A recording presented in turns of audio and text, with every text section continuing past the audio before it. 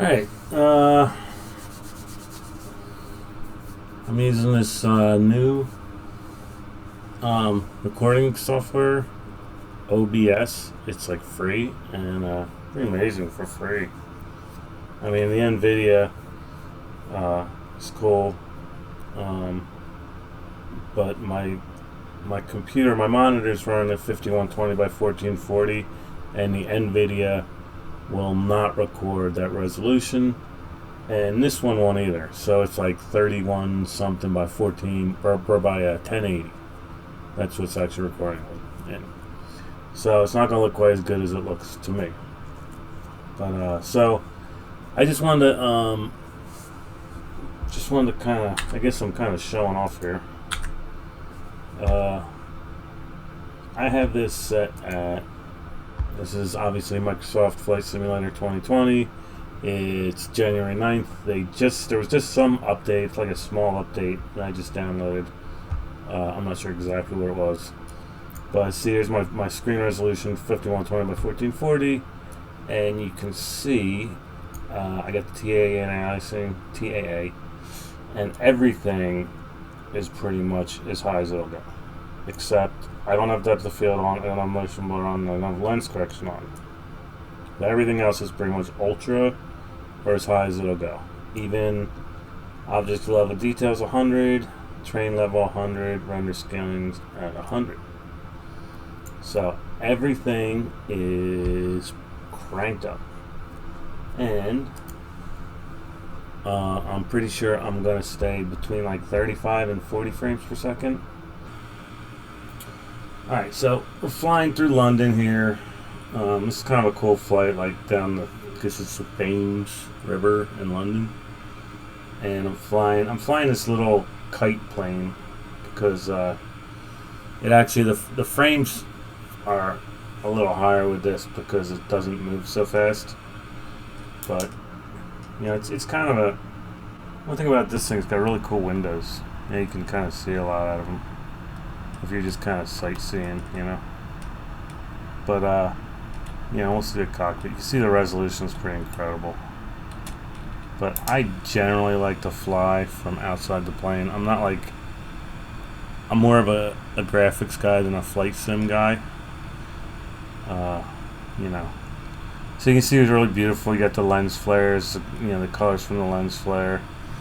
And we're at 39 frames per second. And it's pretty smooth, you know. I mean,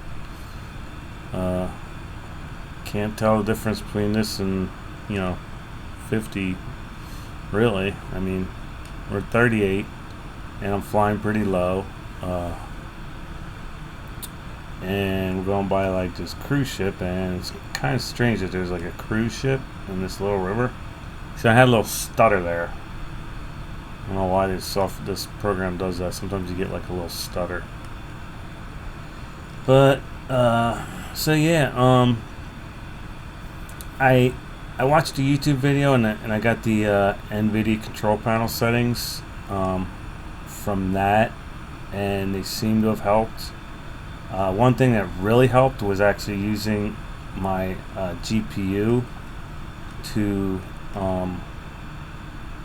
use for my colors. So the GPU is actually, you know,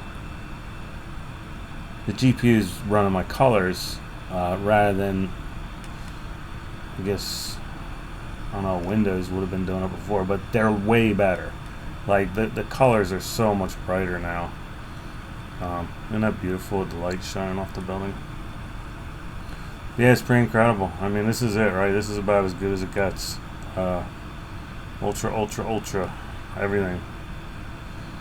I have the, I'm sure you could probably tell I like the best, so I have the Reverb G2 VR headset, and it's awesome. I mean, it's amazing how things look, you know, so much more in scale when you're in VR. You know, everything looks big, and I really love it, and it's cool. One thing I thought the colors were a little blah, you know, in the VR headset. I haven't even tried it since I changed my settings for the video card to be running my colors. So it may get better. I haven't tried it yet, but I'm just kind of. So I'm at 35 frames. And this is before for some reason when I'm flying up this London Bridge, my frames go down. But I'm still 36, 37. Basically, I'm hanging between 35, and I never hit 40. Not with these settings. I almost think I could fly right through London Bridge, but we better not. We better just avoid it. I like this view, where you're like looking at the pilots. Dorky guys looking at you. Yeah, London looks pretty cool. I mean, must be a nice city.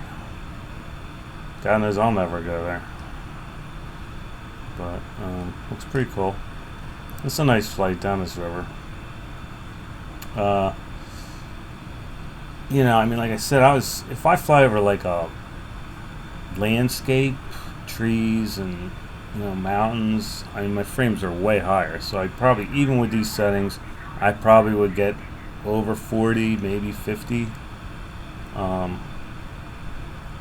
You know, that's how crazy good this system seems to be.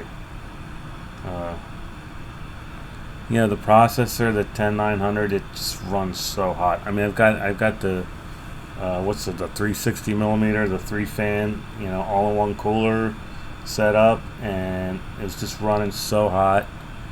And today I actually replaced the thermal paste and the thermal grease, and it's better, but it's still running kind of hot. It's kind of cool. You got Big Ben on the right, Parliament.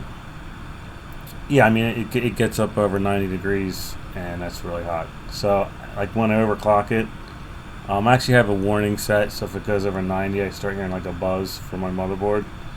And if I overclock it even a little bit, I start hearing it buzzing like crazy. So it's just running stock, and you know, is what it is.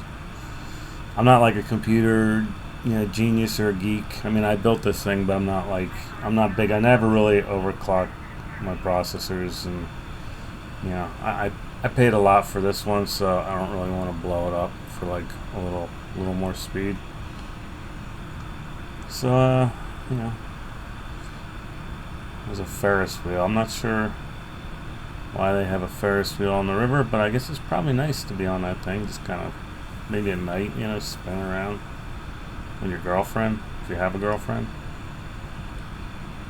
I got a wife, so it probably wouldn't be all that much fun with her. She'd probably complain about it or something.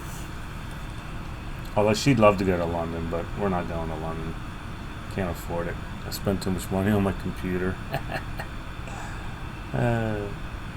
Anyway, so that's it. Let me trim this thing down a little. My trim is way off.